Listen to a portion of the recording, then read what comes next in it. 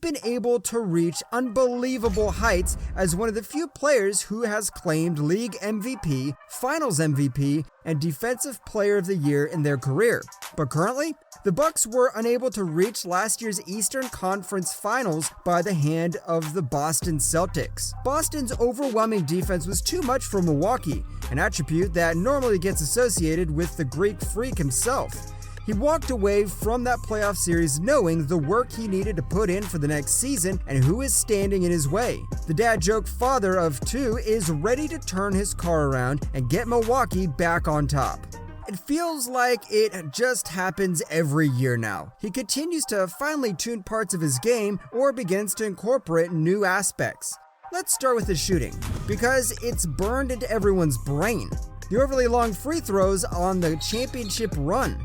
Giannis shot just 59% from the stripe during those playoffs, and people hounded him for it. Since those playoffs, his free throw shooting has raised to 67% overall.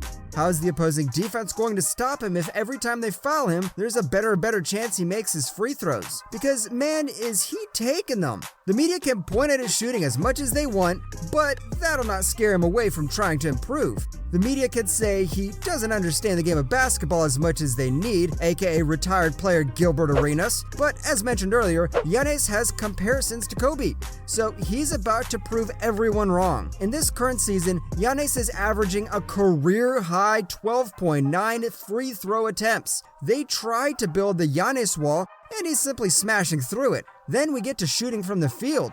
It's well documented that Giannis has slowly been working to add mid-range play to his arsenal. Year by year, he kept improving, and now he finished last season shooting 41% from the field. No, it's not insane, but it's right around league average. And frankly, average shooting translates huge for someone who's already reached such heights as a player. How about the three-point shot? Well, maybe the percentage isn't anything to write home about at 28%, but man, he's still letting 4 fire a game. Some players, when they get attacked about their shooting, do everything in their power to not have to do it, but not the Greek Freak. As his shooting continues to strengthen, it turns the opposing team's defense from sagging to keeping truthful, allowing Giannis more flexibility to pump fake and operate inside and play make.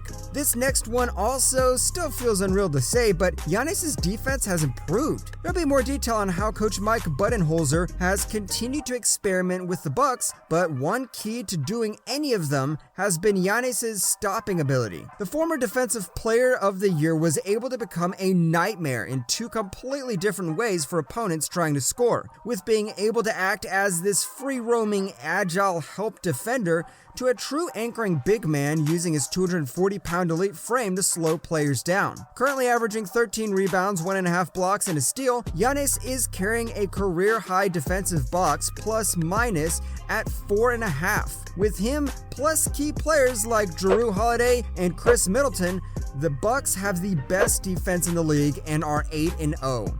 Another key to Giannis' continued success is he acts as the world's best Swiss Army knife. Starting out in the league, Giannis was given the reins during points of game to run as the point guard. He was free to shoot from the perimeter as he saw fit. Then in the Jason Kidd area, Giannis was basically banned from the perimeter and told only to drive. These periods of his career have now combined with Mike Budenholzer to unlock all sorts of different playstyles. Normally, they've been telling Giannis to start to control the offense again as a pseudo-point big, continually driving to the hoop and keeping a lookout for the possible kickouts. Clearly, that worked out for the Bucks very well, but it's what they've been experimenting with more now that he has started to unfold another layer to his game. Giannis has begun to revert back to a traditional big at points in games. He'll set screens, then will roll to the basket. He'll call for the inside pass to go up for the back to the basket two-pointer. These moves are the typical moves you'd see from your 6'11 superstar, but because it's Giannis and they know he can get through just about anyone, they would fall back on giving him the ball to drive. But now, he's becoming a multifaceted player. If you want him to drive with the ball, he can. If you need him to back a player down, he can. He can virtually score at every positioning and role on the court now. This is where things get interesting. If we're going to talk about how the league should still be terrified of Giannis, we'll need to turn and look at the league itself and ask them, why did you do this to yourself? For instance, it was already mentioned how retired NBA All-Star Gilbert Arenas went on air and said that Giannis doesn't understand the game. The same year Giannis won the championship. Good job, Arenas. We then turn our gaze to current players. Although the quote-unquote beef claims to not have been real, there were certainly moments it seemed questionable between Giannis and James Harden, most specifically when Harden seemingly took a dig at Giannis by categorizing his game as just dunks. Whether it was how he was actually viewing Giannis, or he was just salty about losing out on the 2019 MVP trophy, Harden is in the East now. And not just in the East, but he's partnered up with one of Giannis's few big men rivals. Joel Embiid has continually just missed the mark to win Most Valuable Player of the league. One freight train that has often stopped him has been Giannis. The two are both universally known as fun-having guys full of jokes outside the court, but once the ball is tipped, both compete for domination. Now with Embiid and Harden together, Giannis has two huge motivators on the same contending team. One player that he needs to stay ahead of, and another that he'll need to repeatedly dunk on to show how maybe he's actually not a bad strategy.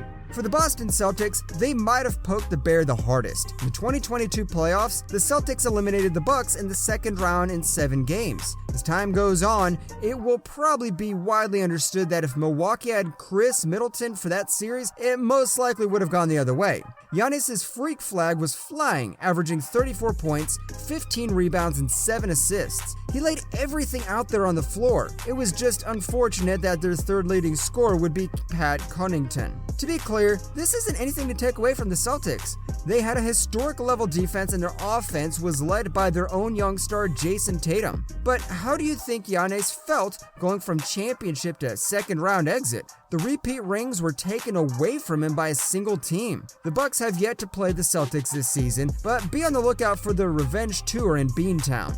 As it currently stands, Giannis Antetokounmpo is averaging 32.6 points, 12.9 rebounds, and 5.8 assists alongside 1.2 steals and 1.5 blocks. To no surprise, many in the sports media world have him as a clear favorite for the MVP already. He's already had back-to-back 40-point games and an explosive triple-double where he shot 20 free throws.